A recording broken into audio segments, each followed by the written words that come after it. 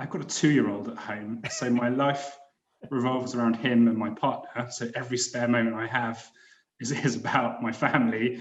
You know, I write and play music all the time. We love, you know, visiting strange places and looking at buildings. And if you notice places because they're strange, what stood out as a strange place for you? I visited the Thames Barrier Park during lockdown, socially distanced, etc., which is unlike any other park in London. It was designed by a French landscape architect, and I think it shows. It's just very different to any other park in London. I recommend you go there. What's on your bucket list of places to visit in terms of, you know, their appearance or ambience or uniqueness or interest to you? Where would you really like to see? The main places I want to visit are every single council estate in Southwark.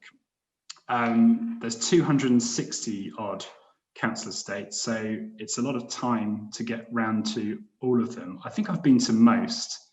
And I've also got a little posse of historians trying to write mini histories of all 260 of them as well, which we'll put into a book and put up on the website at some point. But you know, I'm not kind of some sort of dilettante going around London, sort of taking in the vapours of neighbourhoods.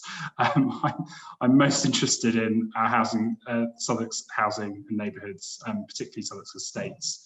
And getting around them and trying to understand the different issues that are facing residents there.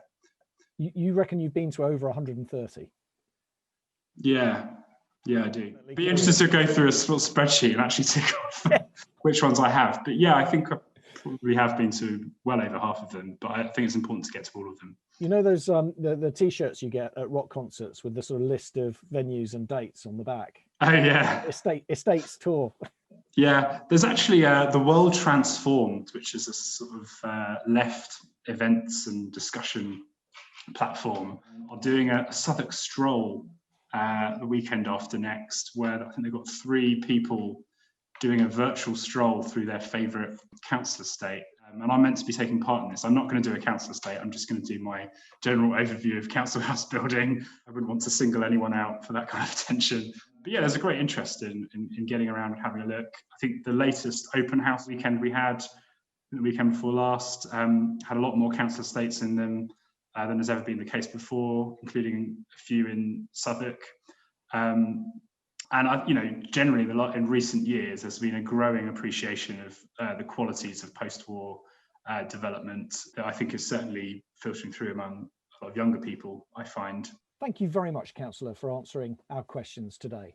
Viewers, if you'd like to see more of this interview, it's posted in 7 parts over 7 days at thevoiceofauthority.co.uk. The Voice of Authority presents the ambitions, the challenges, the values, the drivers, the motivations and the influences of key people at councils in their own words. This is where you find out what matters most to top people at the councils you want to do business with. The Voice of Authority is one of the channels created by 3Fox, the marketing agency for councils, to keep our network of councils, developers, investors and their advisors and influencers connected. Find out more about our channels and opportunities to participate in webinars, in interviews and other campaigns at www.3fox.co.uk.